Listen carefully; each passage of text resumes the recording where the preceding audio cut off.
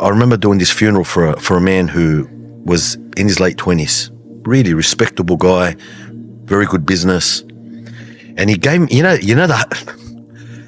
hug you get at the time of death. It's not like any other hug.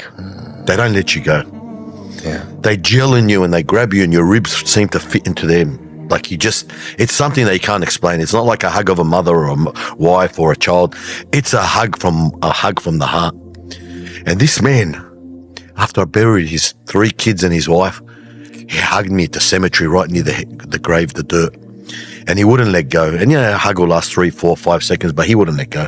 And then you could feel, like you said, Sakina's head just went down. I could feel his head just go down and his body just go loose.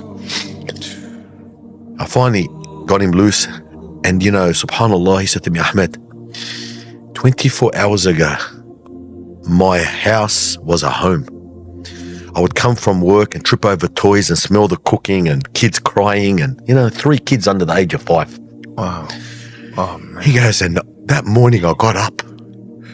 I tripped over a few Legos, moved something out of the driveway and went to work and didn't see him because I didn't want to wake him up. As a father, sometimes I don't want to disturb anyone. Goes to work and gets a phone call early afternoon that his 3 kids and his wife has been killed in a tragic car accident. He said to me, it just hit me like a steam train. I didn't know what they were saying. Like, it didn't make sense. SubhanAllah, he said the first night he went home, that night, and the house was empty. Oh, he said it's not a home anymore, it's a house. It was cold. There was no smell of any happiness, any family in there. And he says, now I put my kids into a grave and the mother of my kids, my wife, into a grave. And how do I expect Ahmed to walk from here and live? How do I walk? Where do I go? He said, all these people here aren't going to do anything for me. And he pointed and there was a lot of people. And I could feel with him. And he's telling me this. I don't know him. But he knew he could fight because I see this every day. I said, Akhi, Allah gives and Allah takes. You have Allah.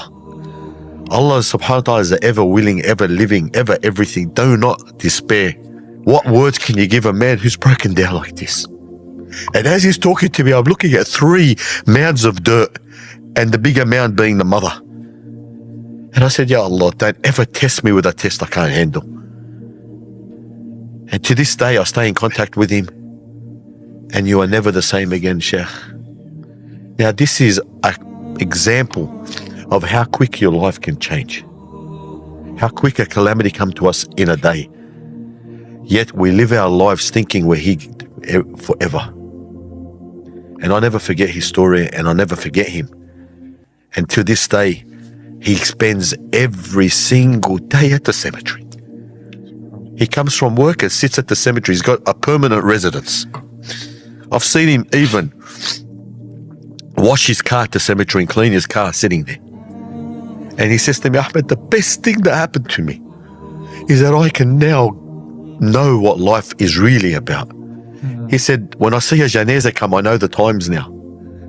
He goes, I get up and help straight away. You're talking about a man who was in the corporate world, who wouldn't, if you said to him the cemetery, he'd say, what for? Who died?